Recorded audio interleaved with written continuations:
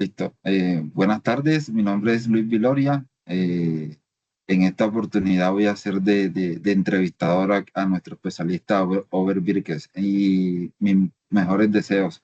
Bienvenidos a este espacio de análisis tributario. Hoy abordaremos un tema que se presenta con frecuencia en los procesos de fiscalización, que sería la insuficiencia probatoria de la sustentación de costos y deducciones para orientarnos un poco más y abordar este tema con mayor claridad. Contamos con la presencia de un especialista en ciencias tributarias de la Universidad Central. Buenas tardes, Over, ¿cómo vas? Buenas tardes, Luis. Muy bien, muchas gracias. Es un gusto compartir este espacio con ustedes y con la audiencia.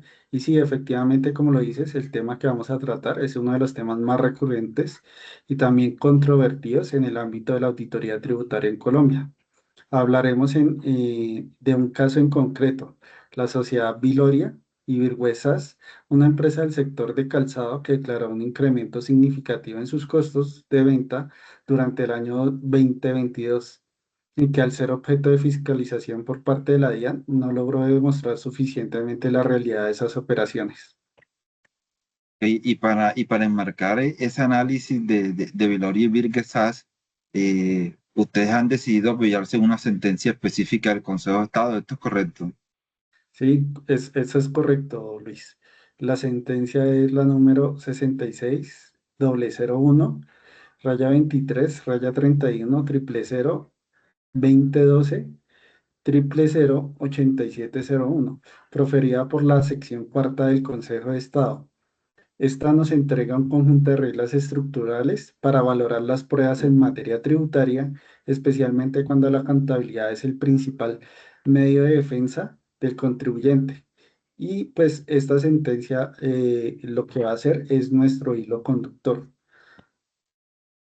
Ok, vamos a dividirlos en unas secciones de bloques como para estructurar más la entrevista y que sea de mayor comprensión para todas las personas que están viendo este podcast y esta grabación. Iniciemos con un bloque uno enfocado en la contabilidad como prueba admisible y cómo ésta puede ser condicionada. Entonces, arranquemos entonces por un punto fundamental. Cuando la DIAN le pregunta a un contribuyente por sus costos, eh, alineados a la operación, la respuesta casi automática que se obtiene es, o que el contribuyente visualiza, es entregar la contabilidad. ¿Es esto suficiente como material probatorio para soportar costos ante la DIAN? Luis, tocas un punto importante y sí, correcto, esa es la pregunta clave. Aunque la respuesta corta es no, no es suficiente por sí sola y la sentencia que acabamos de citar es muy clara en ese sentido. La contabilidad, en efecto, es un medio de prueba legalmente admisible según los artículos 772 a 774 del Estatuto Tributario Colombiano y reconocen expresamente que los libros de contabilidad constituyen prueba a favor del contribuyente.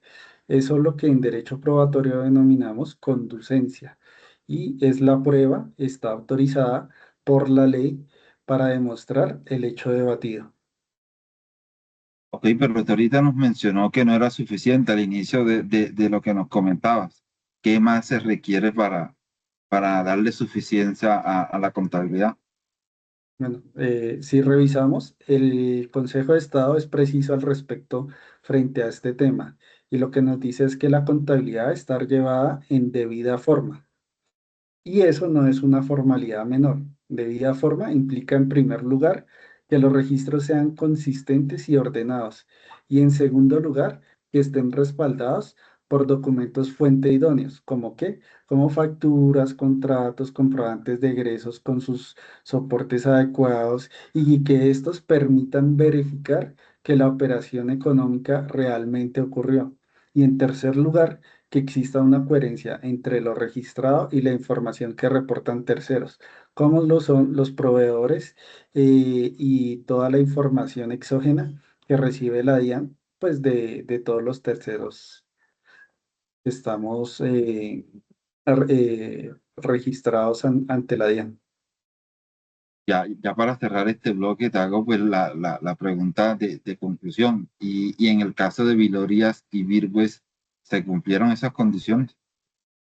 No, la empresa presentó sus libros de contabilidad y los cárdex de almacén, que son pertinentes porque se relacionan directamente con la determinación de la renta líquida. Sin embargo, esos registros carecían de respaldo documental externo verificable. Las facturas que supuestamente soportaban los costos eran de talonario y cuando la administración realizó los cruces de información exógena, encontró que varios proveedores no registraban operaciones reales o ni siquiera figuraban como registrados directamente en el RUT. Eso, pues lo que hace es socavar de raíz la debida forma de la contabilidad. Súper claro, Over. Ya para iniciar el bloque 2 que lo denominaremos para que vayas enfocando allí, canalizando pues las respuestas que va a dar.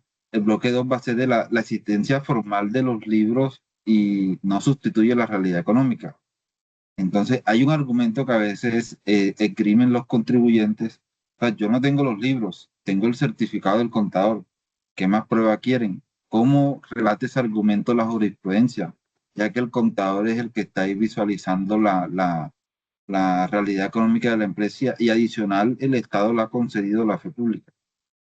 Sí, de acuerdo. Este es un argumento muy frecuente, Luis, pero el Consejo de Estado lo ha demostrado con claridad y es que el artículo 774 del Estatuto Tributario establece que los libros de contabilidad son prueba suficiente, siempre que no hayan sido desvirtuados por medios probatorios directos o indirectos. Esa salvedad es determinante. ¿Por qué? Porque la sentencia que analizamos subraya que la existencia formal de los libros, es decir, que el libro exista, que esté firmado, que tenga asientos, no es suficiente si no existe evidencia independiente que refleja la realidad económica, que era lo que hablábamos un poco en el trayecto anterior, y es de que esos soportes sean idóneos y suficientes.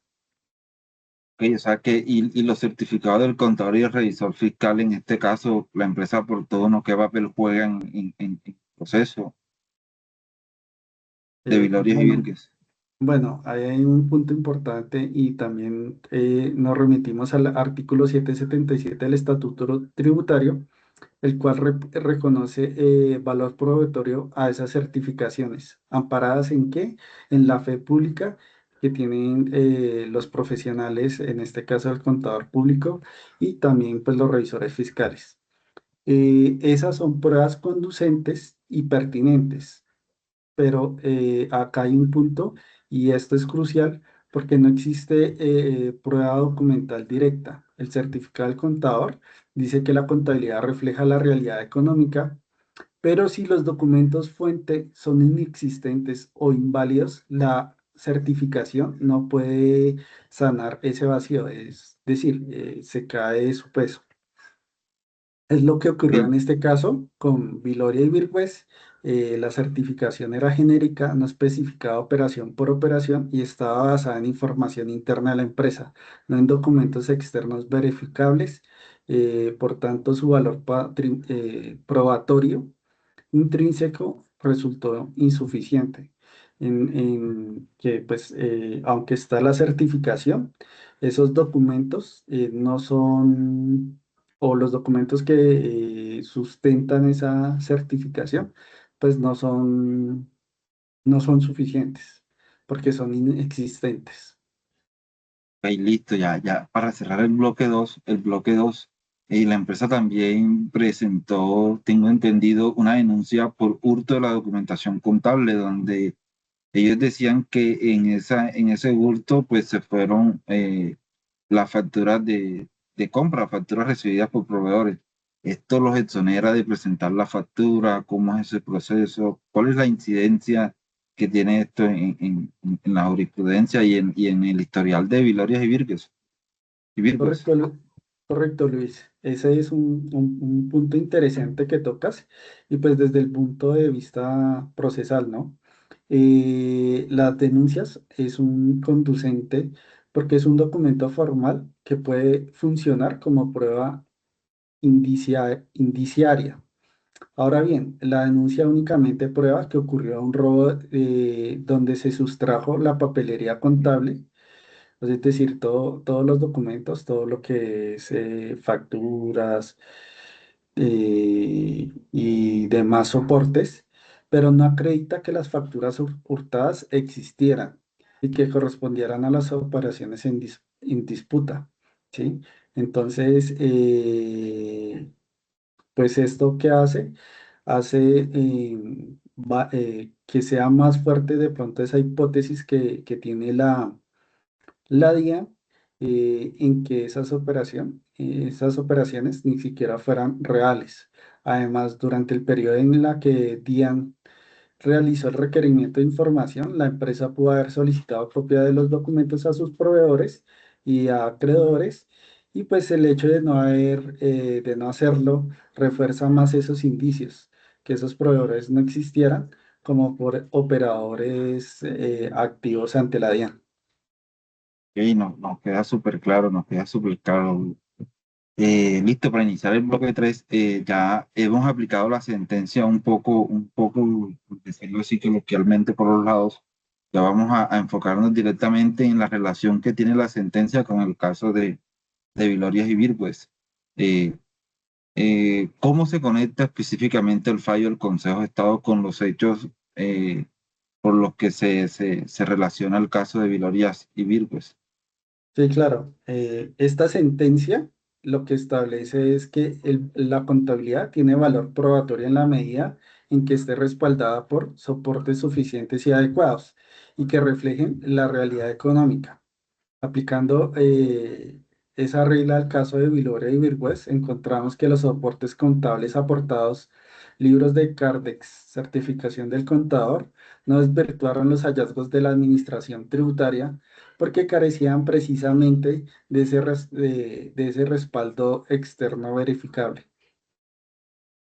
Ok, pero en sí, ¿cuáles fueron los hallazgos concretos que encontró la DIAN? Bueno, la administración identificó cuatro inconsistencias estructurales. Primero, discrepancias entre la información exógena reportada por terceros y los costos declarados por la empresa. Segundo, ausencias de facturas físicas que soportan los registros contables. Tercero, proveedores que no registran operaciones reales o no figuran activos en el RUT. Cuarto, inexistencia de soportes del pago de esas facturas frente a ese cuadro probatorio, pues los medios aportados por la empresa. Asimismo, comprobantes de egreso en efectivo, confirmas incompletas, soportes de retenciones que resultan accesorios. Acreditan, pues, estos últimos acreditan el cumplimiento de las obligaciones formales, pero no prueban que la transacción económica subyacente exista. Ah, entonces, la sentencia en sí respalda la decisión de la DIAN de rechazar los costos. Luis, plenamente lo que acabas de decir es correcto. La providencia es categórica y no basta existencia formal de los libros, sino hay evidencia que refleje la realidad económica. En el caso que estamos analizando, la documentación aportada no establece de forma clara y precisa que esas operaciones que originaron los costos deducibles hayan ocurrido realmente. Por consiguiente, la DIAN no solo está facultada, sino obligada a desconocer esos costos. Y ello activa adicionalmente la sanción por inexactitud prevista en el artículo 647 del Estatuto Tributario, porque se incorporaron datos que derivaron en un menor impuesto a cargo sin que exista una diferencia de criterio jurídico que pueda eximir esa sanción. Y nos queda súper claro entonces que la DIAN desvirtúa los costos de esta empresa y se basa bastante en esta sentencia del Consejo de Estado. Ya para el bloque 4 vamos a contextualizar más un poco sobre los conceptos prueba indiciaria, contundencia, convergencia y concordancia. Eh, en la sentencia hay un tercer elemento que me parece importante que precisemos el concepto llamado la prueba indiciaria. ¿Qué papel juega en este tipo de casos como el de Vilarias y Virgües? Luis, un excelente punto. La prueba indiciaria opera cuando no hay prueba directa de un hecho, pero sí existen hechos conocidos. Los indicios que permiten inferir con un alto grado de certeza la existencia del hecho desconocido. En materia tributaria, el Consejo de Estado admite la prueba indiciaria, pero le impone condiciones estrictas. Dentro de esos, los indicios deben ser contundentes, convergentes y concordantes. Donde crucen estos tres términos, eh, es que se acepta la prueba. Ok, ok. ¿No, nos podrías explicar esos tres requisitos relacionados con el caso en términos del caso como tal? Claro que sí, con mucho gusto, Luis. Un indicio es contundente cuando por sí solo genera inferencia seria y fundamentada del hecho que se busca probar. Un indicio es convergente cuando apunta en la misma dirección que otros indicios, es decir, cuando varios hechos conocidos llevan a la misma conclusión. Y un indicio es concordante cuando no se contradice con el resto del material probatorio. Aplicando esto al caso Viloria y Virgües, los indicios que construyó la DIAN, proveedores inexistentes en el RUT, discrepancias con la información exógena, ausencias de facturas físicas, comprobantes de pago con firmas incompletas, son contundentes porque cada uno individualmente sugiere que la operación o que estas operaciones no fueron reales. Son convergentes porque todos señalan en la misma dirección y son concordantes porque no se contradicen entre sí. En este contraste, los indicios que pretendía construir la empresa con sus pruebas no cumplen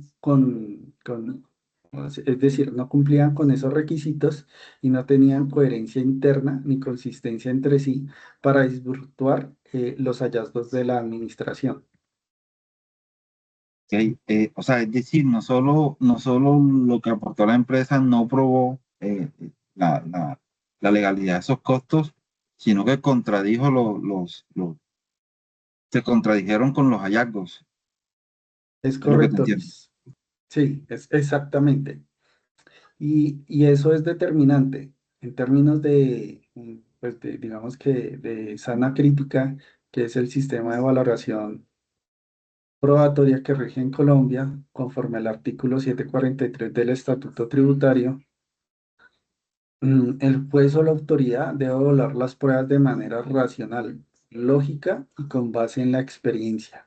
Bajo ese estándar, cuando la contabilidad no está respaldada por documentos externos, cuando los proveedores no tienen actividad económica real y cuando los soportes de pago son incompletos, la conclusión racional es una sola. Las operaciones no ocurrieron o no ocurrieron en los términos declarados. Ok, listo. Entonces, para cerrar, ¿cuál sería su conclusión, doctor Robert, final sobre el caso de Vilorias y Virgües a la luz de o a los ojos de la jurisprudencia? La sociedad Viloria y Virgües no logró demostrar la existencia real de los costos llevados como una deducción en su declaración de renta del año 2022. Las pruebas aportadas, que son la contabilidad, la certificación del contador, la denuncia al hurto, comprobantes de egresos y soportes de retenciones, son en principio conducentes y pertinentes. Y la ley lo reconoce como medios válidos y se relacionan con el problema jurídico que estamos debatiendo. Sin embargo, su utilidad probatoria fue insuficiente porque carecen de lo que hablábamos anteriormente, de ese soporte documental externo robusto, es decir, que sea claro y suficiente y presentaban inconsistencias internas y no lograban desvirtuar con esto los hallazgos concretos de la administración. ¿Qué, qué lección práctica pueden ver los contribuyentes y sucesores de este caso? Bueno, la lección es clara y tenemos dos dimensiones. La primera, desde la perspectiva preventiva, la contabilidad no es autosuficiente. Cada costo o deducción debe estar respaldado por documentos externos, facturas electrónicas, contratos, soportes bancarios de pago, y estos documentos deben ser consistentes con la información que reportan los terceros en la exógena.